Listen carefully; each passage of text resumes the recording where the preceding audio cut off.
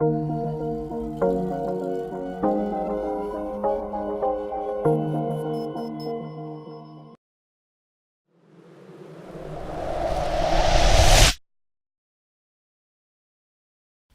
Club des jeunes écrivains, dans sa soif de découverte, s'est lancé un défi, redonner vie à un peintre local, René Seisso. Nous sommes alors partis à la découverte des villages où il a vécu, des paysages qui l'ont inspiré et des amours qui l'ont guidé. Ma chère mère, la lettre que tu as fait écrire pour moi m'a bien fait plaisir. Crois bien que le départ de mon père ne me rend pas indifférent. Cela me peine d'autant plus de te laisser seule, te rendre si peu visite. Je ne voudrais non plus rendre ta vie davantage pénible par ma charge. Voici pourquoi je continue de créer dans l'espoir de récupérer un peu le sou. Je suis quelque peu satisfait des portraits de mes grands-parents. D'ailleurs, ils me permettent d'avoir de quoi me vêtir et peindre. Les toiles n'étant pas données. Je ne sais encore si mes quelques expositions suffiront pour garantir mon avenir si incertain. Le dernier paysage de ma région bien-aimée me semble manquer de couleurs, bien qu'un littérateur l'ait favorablement commenté.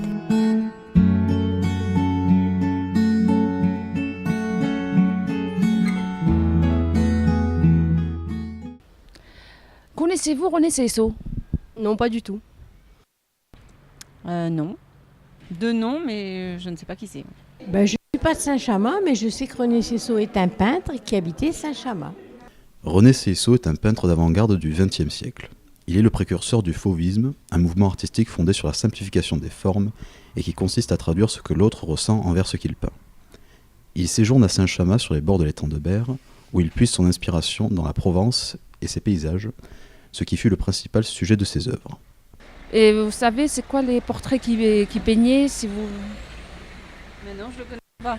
De nom surtout, et puis c'est vrai qu'on peut voir un peu dans tout Saint-Chamas ces tableaux, et je pense que même, non, il n'y a plus, il y en avait qui étaient là un peu partout, parce que bon, c'est un peintre de Saint-Chamassin qui nous a fait beaucoup de vues sur Saint-Chamas.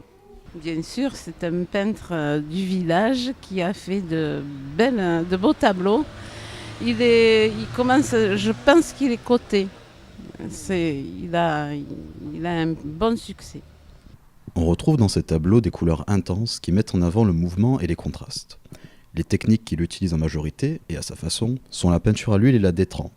C'est un mélange de peinture à l'eau et de colle qui renforce les contrastes, par exemple la couleur du ciel. C'est en 1929 que l'État lui commande un grand panneau destiné à la mairie de Saint-Chamas, que vous pouvez toujours retrouver dans la salle des mariages. Oui, bien sûr, il est célèbre à Saint-Chamas. Oui, tout à fait. C'était un artiste peintre connu, reconnu à Saint-Chamas, natif de Marseille. Et par contre, il a vécu toute sa vie à Saint-Chamas. Il est décédé à Saint-Chamas. Sa descendance est à Saint-Chamas. Et vous avez également son atelier à Saint-Chamas, sa maison. Enfin, voilà.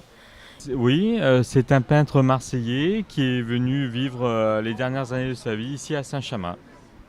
Né le 16 juin 1867 à Marseille, il est l'enfant de Siffrin Seisso et d'Adèle Joséphine, originaire de Ville-sur-Ozon dans le Vaucluse. Dès l'âge de 11 ans, il est doué pour le dessin et la peinture. Son père l'encourage alors dans ce début de carrière artistique. Il débute ses études à l'école des beaux-arts de Marseille en 1881 et continue à l'école des beaux-arts d'Avignon en 1885. Le 11 janvier 1899, il épouse Louise Philibert et s'installe dans la ferme familiale à Ville-sur-Ozon jusqu'en 1904. C'est ensuite à Saint-Chamas qu'il décide de vivre et qui ne quittera que pour quelques séjours à Ville-sur-Ozon. René Seisso décède le 24 septembre 1952 à Saint-Chamas. Je suis soulagée de pouvoir t'exprimer mes craintes ainsi que te faire part de mon insatisfaction générale. Je ne perds pas espoir, même si je resterai certainement misérable. Je dessine beaucoup pour faire d'autres tableaux. Je t'envoie bientôt la mesure des cadres dont j'ai besoin. Ton fils t'embrasse fort.